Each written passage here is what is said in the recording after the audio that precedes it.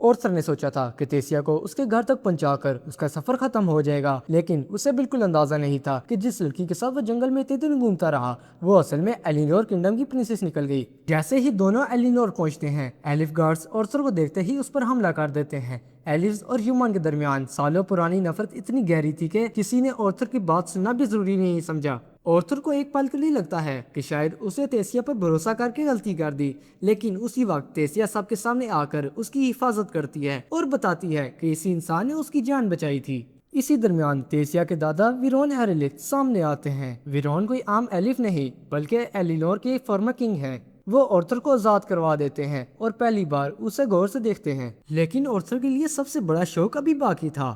اسے پتہ چلتا ہے کہ تیسیا اصل میں ایلینور کی پرنسس ہے۔ آرتھر کو یقین نہیں آتا، جنگل میں جو لڑکی ہر وقت شرارت کرتی تھی، روتے ہوئے اس کے پیچھے چلتی تھی اور کہیں بھی جانے کے لیے اسے ساتھ لے کے جانا چاہتی تھی، وہ اصل میں پورے کنگڈم کی شہزادی نکلی۔ کیسل پہنچنے تک آرتھر کی ملاقات تیسیا کے والدین سے ہوتی ہے۔ اپنی بیٹی کو زندہ دیکھ کر دونوں بے حد خوش ہوتے ہیں۔ یہ منظر دیکھ کر آرتھر کو اپنے ماں باپ یاد آ جاتے ہیں جن سے وہ ابھی تک جدا تھا۔ رائل میٹنگ کے دوران آرتھر پوری کہانی سناتا ہے۔ وہ بتاتا ہے کہ کیسے سلیو ٹریڈرز نے تیسیا کو قید کر لیا تھا اور کیسے اس نے اکیلے ان سب کا مقابلہ کیا، لیکن کئی ایلس کو اس پر یقین نہیں آتا۔ ان کے نزدیک اتنا چھوٹا بچہ ٹرینڈ کریمنلز کو ہرا ہی نہیں سکتا تھا، مگر تیسیا آرتھر کی ہر بات کی تصدیق کرتی ہے اور آخرکار سب کو ماننا پڑتا ہے کہ آرتھر نے واقعی پرنسس کی جان بچائی تھی۔ اب آرتھر اپنی اصل خواہش بیان کرتا ہے۔ وہ اصل میں اپنے گھر واپس جانا چاہتا تھا، لیکن کنگ الڈین اسے بتاتا ہے کہ ٹیلی پورٹیشن گیٹ اگلے 5 سال تک نہیں کھلے گا۔ یہ سن کر آرتھر کا دل بیٹھ جاتا ہے۔ 5 سال اس کے لیے انتظار کرنا ناممکن تھا۔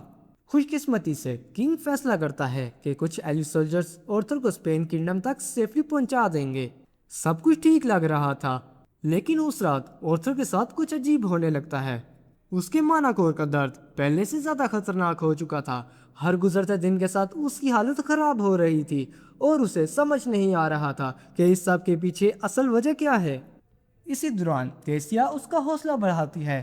آرتھر پہلی بار اپنے دل کی بات کسی کو بتاتا ہے اور کنفیس کرتا ہے کہ شاید اس کے ماں باپ اسے دوبارہ دیکھ کر خوش بھی نہ ہوں، لیکن تیسیا کی باتیں آرتھر کو احساس دلاتی ہیں کہ اس کی فیملی اس سے کتنا پیار کرتی ہوگی۔ آرتھر دھیرے دھیرے اپنی پرانی زندگی کے اندھیروں سے باہر نکل رہا تھا، مگر ایپیسوڈ کا سب سے زبردست حصہ بھی باقی تھا۔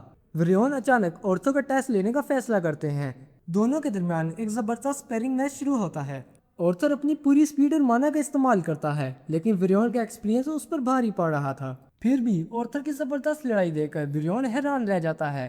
اسے سمجھ آ جاتا ہے کہ آرتھر کو یہاں بچا نہیں ہے، اسی لیے وہ آرتھر کو اپنا اپرینٹس بننے کی آفر دیتا ہے، لیکن آفر کے ساتھ وہ ایک خوفناک سچ بھی بتاتا ہے۔ ویرون محسوس کر لیتا ہے کہ آرتھر کے اندر بیسٹ ول موجود ہے، اور اگر آرتھر نے اس پاور کو کنٹرول کرنا نہیں سیکھا تو یہ طاقت اس کی سب سے بڑی قوت نہیں بلکہ اس کی موت کی وجہ بھی بن جائے گی۔